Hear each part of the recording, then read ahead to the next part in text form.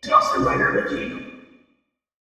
Hey YouTube, Dawson Rider here. Welcome to my review for the first issue of Mighty Morphin. This is the continuation of the Mighty Morphin Power Rangers comic, which ended its original run at 55, but this is basically, you know, the same comic, the same story. It's picking up where it left off. It's just allowing them to split off into this and to the Omega Ranger comic, Power Rangers. It's kind of a decent one you could pick up. It's really funny actually because like part of the reason they do this is like a refresher for people that want to start the comic but are intimidated by a previous issue run.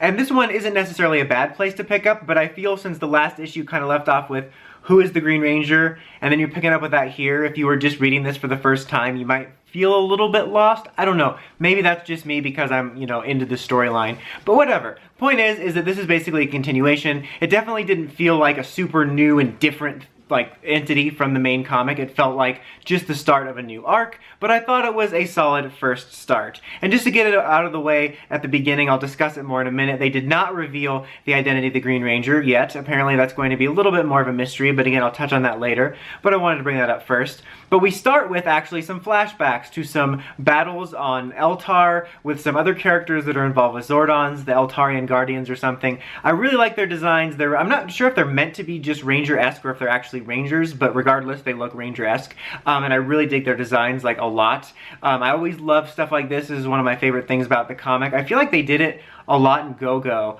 but doing, you know, background story like this on characters, and I thought that was pretty cool. And we basically just get a little bit of these Eltarian Guardians setting up characters we're likely going to see because they talked about how they're going to delve into that, and we get to see a young Zordon in one of the outfits. It looked like one of them was very Goldar-esque. I'm not sure if that's purposeful or if that was set up before and I forgot it or just coincidence or whatever, but still, we start on a flashback to sort of give you an indication, so I'm really excited about that. And then the rest of the issue largely deals with kind of who is the Green Ranger. And you know, Billy doesn't tell the other Rangers that he knows who it is, or not who it is. I don't even know if he knows, but that he knows that like how it's back, how it's happened. Like he's talking to Zordon and they have some conversations about stuff and how Zordon misses some stuff from Eltar, but Billy doesn't let them know. The other Rangers are all, I think they have the juice bar at school, but they're talking about, you know, who's the Green Ranger. It's an interesting conversation and brings up some interesting points because, you know, some people have more anxiety about it than others. Tommy's kind of interesting about it because he's actually very welcoming with it. And in this issue, his personality reminded me a lot of like the MMPR show Tommy, like White Ranger, Good Green Ranger, where Tommy went from, oh, I'm so evil, to, golly gee guys, I sure do love charity. And that's kind of what it felt like because he felt so optimistic and welcoming about the idea of this new Ranger, which I was a little bit taken aback by, but the more I think about it, given how difficult it was for him to earn his acceptance amongst the team in the comic version. You know, in the show, everyone's from Pleasantville, so they're like, oh, it doesn't matter if you stab me, friend, let's do charity. Just charity everywhere. Like, not the stripper. Like, I think she's at the melon patch now. Know what I mean? Because in the comic, they had a lot more for Tommy to get through in terms of earning his acceptance and trust. So I guess it does make a little bit sense that he might want to be a little more welcoming. I'm certainly curious to see his feelings as it goes on, just because of how closely his beginnings and story is tied to the Green Ranger. I think there's some interesting character stuff to be mined there, but it was also just interesting to me that he seemed the most open-minded about the whole situation, and they're all talking about like, oh, of course Billy doesn't know, because they brought up like, you know, well, Billy knew like about the Dragon Coin and stuff, so wouldn't he know that Billy would never betray us? 5 seconds later, betrayed. So that was just kind of interesting, and there was also a funny moment where he's like, guys, stop talking about it in public. Do you want identities to be outed? I also thought it was a nice touch. Tommy was wearing green. It felt like a little callback to times when they had footage from MMPR when Tommy was white, but he was still wearing green. I don't know, I just kind of liked that, which is kind of a small thing I noticed thinking about the show a little bit. And they basically have a few red herrings in there. Skull's girlfriend, who turns out to be an Eltarian spy, so who knows, that's definitely an interesting development that I really wasn't even thinking about because everything's been kind of focused on the Green Ranger. Of course, Matt has been an option on the table since the beginning. There's kind of a scene where Matt and Tommy are formally introduced and Tommy's real cold to him. The whole scene reminded me of just when Jason and Tommy met, and then when they met again, like after the spell, like it just kind of felt like a Poetry It's Rhyme scene. Maybe it was just me. So he's certainly an option.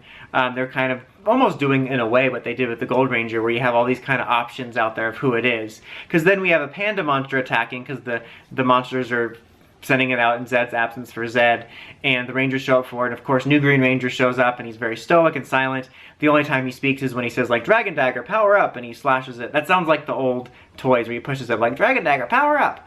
And it's like showing off the new version that's kind of based off of the Psycho Dagger. And Tommy's like, oh, I didn't have that when I was the Green Ranger. So he's very mysterious, very much so Gold Ranger vibes. In fact, when I read the only dialogue he had, I was reading it in the Ryan Steele Gold Ranger voice. That's like my go-to Mystery Ranger voice.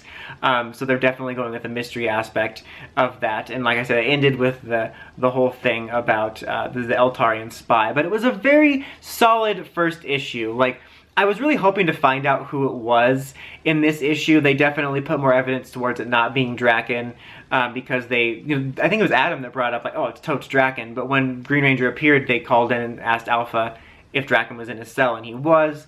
I mean, I just don't want to close off being Draken. It seems like there's a lot of evidence it won't be, especially as many have pointed out, including me, that he's supposed to be in the Omega Ranger comic eventually. But I don't want to close the door completely in case that's a misdirection.